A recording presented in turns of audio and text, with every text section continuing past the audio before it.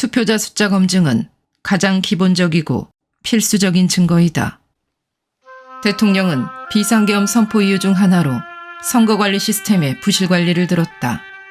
그동안 부실한 선거관리에 대한 몇 차례의 고발이 있었으나 법원에서 단 한 번도 압수수색 영장을 발부하지 않았기에 제대로 된 검증을 할 수 없었다.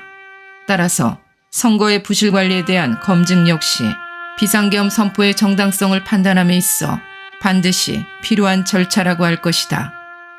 대통령 변호인단은 가장 논란이 컸던 제21대 총선 연수울 선거구에 대하여 선거 당일 투표자, 관내 사전 투표자, 관외 사전 투표자의 숫자와 실제 투표자 명부의 숫자가 일치하는지 대조하는 검증을 신청하였다. 그러나 헌법재판소는 이러한 검증 신청을 기각하였다. 구체적인 이유는 밝혀지지 않았지만 연수울 선거구에 대한 선거무효 소송에서 대법원의 판단이 있었기 때문으로 추측된다. 그러나 대법원 심리 중 이루어진 검증 절차에서 중앙선관위는 이름과 주소가 모두 지워지고 출생연도만 기재된 투표자 명부를 제시하였고 이러한 투표자 명부의 진정성을 확인할 수 없어 검증 작업이 이루어지지 않았다.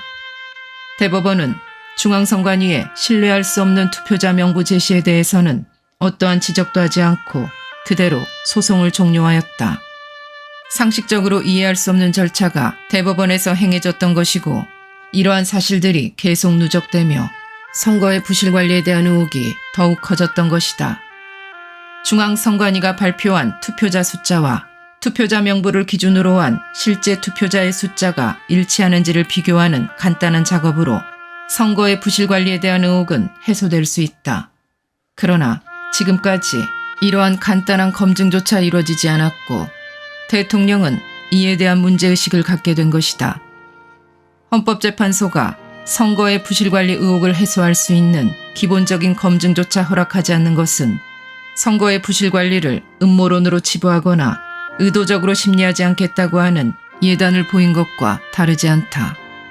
변론기 1에서 대법원에서의 선거무효 소송 판결이 있음에도 왜 검증 신청을 하는지에 대한 설명을 듣고 그 후에 증거 신청에 대한 결정을 하는 것이 공정한 재판관의 자세이다.